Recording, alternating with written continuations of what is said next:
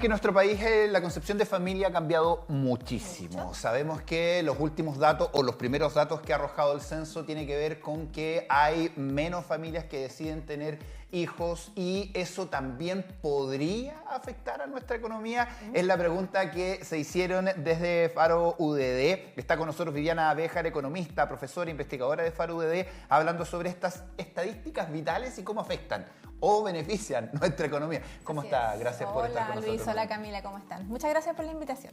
Sí, gracias a ustedes por siempre estar presentes acá en el Matinal y en nuestro canal también como Faro UDD, porque nos permite tomar esta radiografía de lo que está pasando actualmente a nivel regional. Eso es súper importante, con mirada territorial. Sí. Y ahí está la pregunta.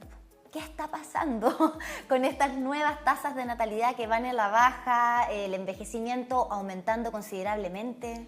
De hecho, en Biobío y en el resto del país se ha comportado más o menos igual y la noticia es preocupante porque las tasas de natalidad han descendido sostenidamente desde el año 92 a la fecha. Así que en base a todos los censos anteriores hicimos esta recopilación de datos y bueno, ahora el último dato arroja que las mujeres en promedio tienen 1,12 hijos Claro, por persona, digamos, por mujer. Claro, y es muy baja la tasa, digamos, a nivel mundial bajo, incluso. a nivel mundial, a nivel claro. mundial, además. Estamos muy bajos. Y hoy día es mucho más sensible que antes por la reforma de pensiones. Sí, precisamente. Ese es uno de los impactos o daños colaterales que tiene esta baja tasa de natalidad, que los países desarrollados que ya tienen sistema de reparto en sus pensiones han tenido que buscar alternativas como la nuestra de capitalización individual, de ahorro privado, para poder pagar pensiones que sean más o menos adecuadas a lo que ellos venían acostumbrándose, porque el Estado ya no estaba pudiendo responder No hay quien adecuadamente. genere. No hay quien genere para entregarle también a los que están porque jubilando. hay que entender que los sistemas de reparto sacan su dinero, digamos, del reparto para pensiones de los impuestos, del gasto fiscal. Entonces, si no hay personas que generen, que no estén produciendo, que no sean parte de la población activa, que no estén pagando impuestos a la renta, que no estén pagando impuestos indirectos como el IVA, de dónde saca el dinero, y los estados han tenido que endeudarse. Y el nivel de deuda ya es insostenible y por lo tanto han tenido que buscar alternativas de ahorro privado. Esto es lo que conocemos como la tasa de reemplazo, ¿no? La tasa Claro. de reemplazo. Bueno, y a mí nunca me deja de sorprender tener que hablar en estos términos tan fríos de una decisión tan profundamente trascendental para la vida de un ser humano como es la maternidad. Sí. Decidir traer un hijo al mundo, ya sea sola, en pareja, ¿cierto? Una decisión familiar. Es una locura, pero así es, porque la economía es así. Y cómo hemos establecido nuestro sistema, ¿cierto? Es así, funciona Y lamentablemente de esa manera. tenemos esta dualidad o esta dialéctica en el sentido de decir, por una parte es un problema económico, que no hayan suficientes hijos en un país, y por otra parte, como tú dices, una decisión muy personal y muy trascendental. Entonces, algunos gobiernos han tratado de dar incentivos monetarios para que las mamás tengan hijos, lo que a mí no me parece, personalmente, porque es ponerle un sentido material a una decisión muy personal y muy trascendental como es tener O familia. sea, le estás poniendo precio básicamente a esa guagua.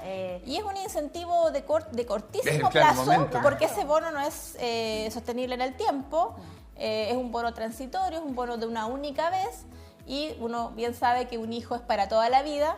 Por lo tanto, la decisión de tener o no tener hijos no debería pasar por un incentivo monetario de parte del gobierno. Pero trayéndolo de vuelta un poco al tema económico en la región, este estudio es muy interesante porque arroja algunos datos, incluso algunos factores que uno no se plantea. O sea, está la tasa de reemplazo, Sí. La tasa de reemplazo, ¿cierto? Están naciendo menos niños de los que necesitamos para que después sean adultos que aporten al Al sistema. A la población activa. O a Exacto, la fuerza la laboral. población activa. Pero por otra parte, hay una problemática también con el tema patrimonial, con los bienes raíces, o sea, cosas que de verdad uno no considera para hacer los análisis. Sí. Cuéntanos un poco acerca de eso, qué fue lo que ustedes pudieron evaluar.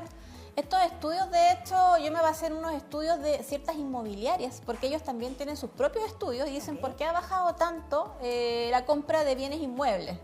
Bueno, porque las altas tasas de interés, porque está más difícil, porque están más caras las viviendas, pero también hay un factor determinante que es el hecho de que las mujeres ya no tienen hijos. Están teniendo menos hijos. De hecho, la tasa de natalidad lo dice, que es 1,12 hijos por madre, digamos que es 1 a 1. Y para que la sociedad tenga una tasa de reemplazo saludable, se deberían tener al menos 2,1 hijos por mujer en promedio. Entonces, lo que se ha visto es como las mujeres no tienen la necesidad de dejar herencia, están optando por arriendos, por arrendar bienes inmuebles en vez de comprar. Entonces dicen, mejor arriendo un departamento cómodo, donde yo quiera, pago arriendo, si bien es cierto, no va a permanecer en mi familia este patrimonio, pero da lo mismo porque la concepción de la familia también es transitoria, el hecho de no tener la necesidad de dejar patrimonio o dejar herencia, está afectando también, y son estudios que han hecho las mismas inmobiliarias, las mismas constructoras.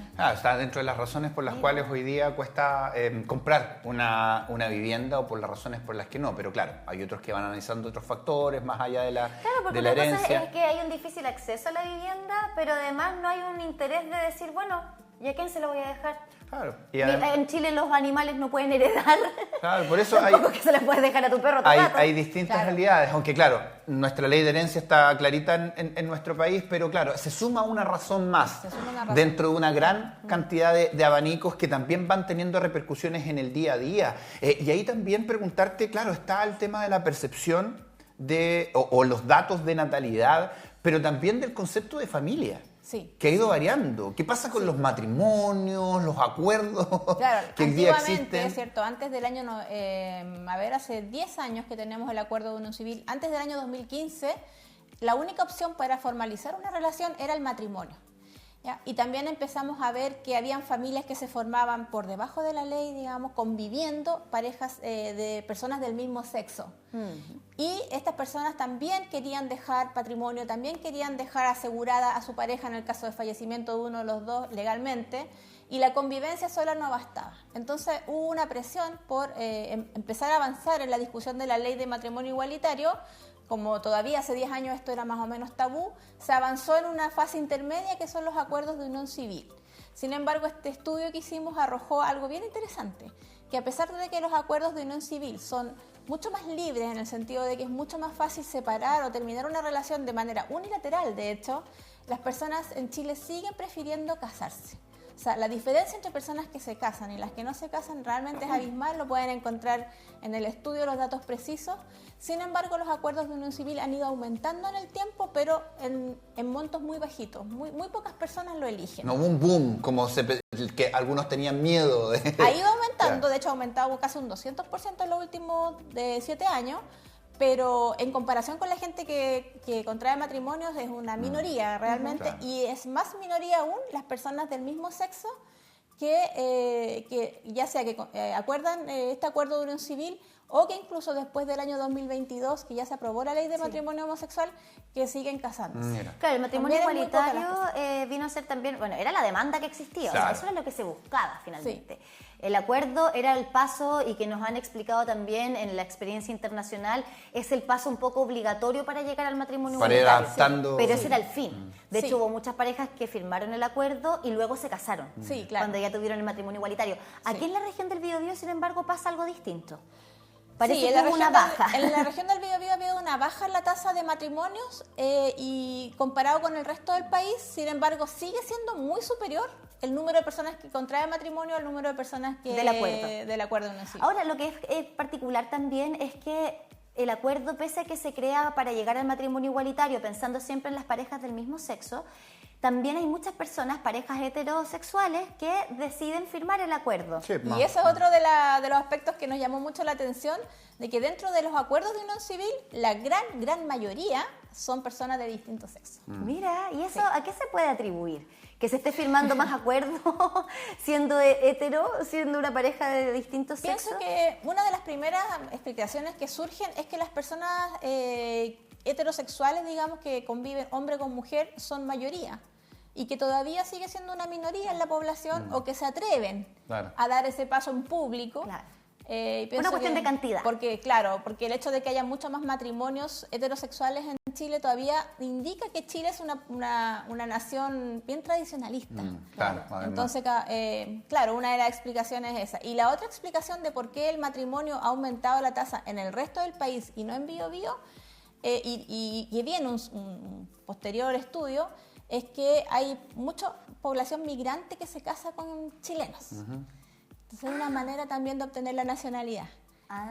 Y entonces, claro, porque en Biobío todavía no tenemos tanta población migrante, pero en otras regiones sí. Entonces el estudio que tenemos pendiente es ver en qué regiones es mayor el aumento de matrimonios que en otras. Claro. Y supongo que si es verdad lo que pienso, que va a dar en regiones del norte y metropolitana. Es verdad. ¿Y cómo afecta este tema en particular a la economía nacional? ¿Hay alguna diferencia entre que se casen más personas, se casen menos personas, tengan estos acuerdos o no impacta directamente? Sí impacta, creo que lo habíamos dicho al principio, y tanto en Biobío como a nivel nacional es el mismo impacto, digamos. Uno es el impacto en el índice de dependencia, que es un índice que se mide para ver cuánta población activa tiene que soportar a población inactiva. Población inactiva son niños hasta los 18 años y después personas que jubilan de 65 hacia arriba.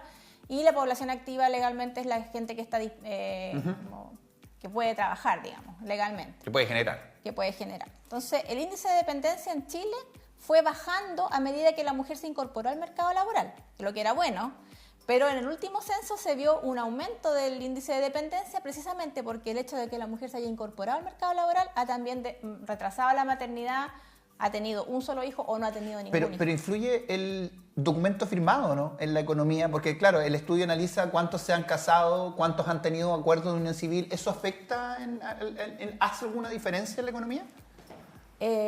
No, solamente en términos de, por ejemplo, de dibujar los límites de lo que significa la importancia de la propiedad privada, esa es una cosa.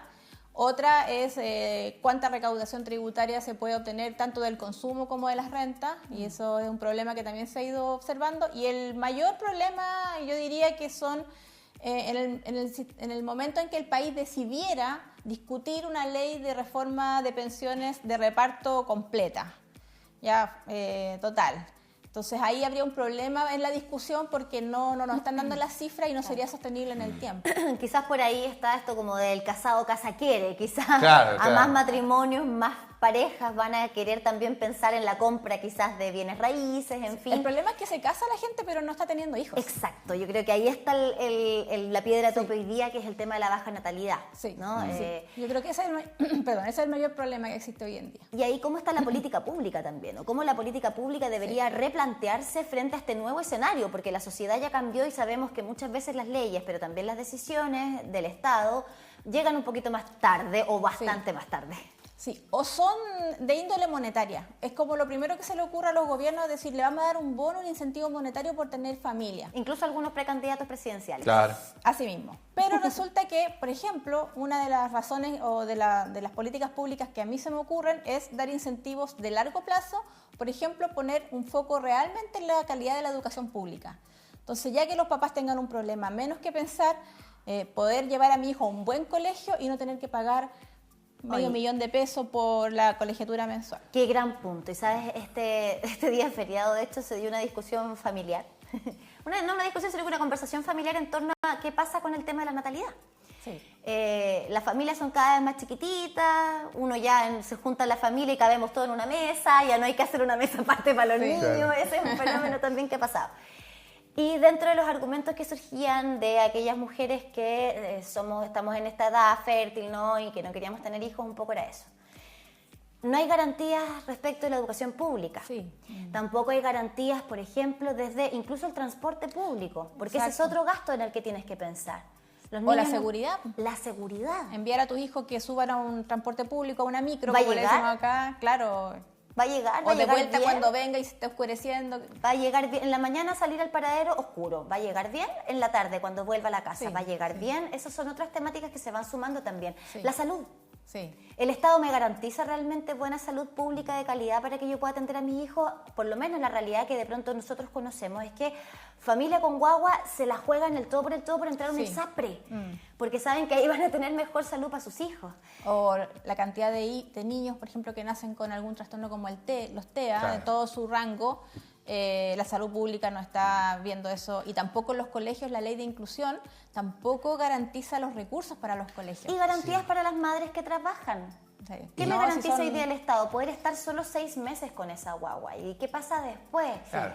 ¿No? La sala común universal, que hoy día, a propósito, es lo que le están exigiendo al presidente en su último discurso para ver si es que lo va a nombrar o no, que es una promesa de campaña. Pero sabemos que, claro, finalmente todo se traduce en recursos. Sí, bueno, ese es el punto, que en el fondo, para que las mujeres se animen a tener hijos, como una medida, ¿cierto?, como una decisión trascendental, personalísima, uno tiene que confiar en el Estado y que el Estado tenga que dar buenos servicios públicos. Lamentablemente es como un círculo vicioso, porque si no estamos teniendo hijos, el Estado tampoco de qué se nutre para volver a dar esos buenos Y ahí está la discusión porque nos aumentan los impuestos a los que estamos trabajando y lo que no Exacto. quieren. Entonces, claro, Exacto. si finalmente esto, o sea, siempre paga alguien. Sí, O sea, sí. como dicen los norteamericanos, no hay almuerzo gratis, finalmente. Alguien lo paga. O sea, o es de nuestro bolsillo directamente o indirectamente. Claro, Porque sí. está todo conectado. Y ahora, ¿esta realidad trae algún beneficio? Del hecho de la baja tasa de natalidad. Bueno, el beneficio que yo pienso que es personal también de la mujer es que ella puede desarrollarse plenamente en lo que ella decida hacer profesionalmente.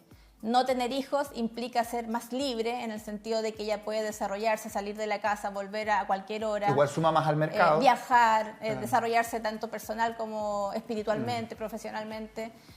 Una de las cosas que la mujer históricamente ha querido hacer, un poco desligándose de esta algunas personas dicen como esclavitud en el hogar, ¿cierto? Claro. Porque la mujer, si bien es cierto, cuando está casada y tiene familia y trabaja fuera de la casa además, hay estudios que también indican que ella trabaja el doble que el hombre, Claro. porque ella tiene el peso de la responsabilidad de la casa Claro.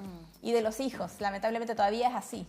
Entonces, por el lado bueno, digamos, esto que la mujer se haya incorporado al mercado laboral y que haya podido ingresar a las universidades y estudiar una carrera, ya sea técnica o profesional, hay un desarrollo personal de la mujer importante, pero lamentablemente como no vivimos en un paraíso, No. hay también daños colaterales que afectan a la economía. Bueno, finalmente, Viviana, ¿está preparada nuestra economía, tanto nacional como local en la región del Biobío, para enfrentar esta baja tasa de natalidad y también el envejecimiento de la población respecto a nuestro sistema previsional?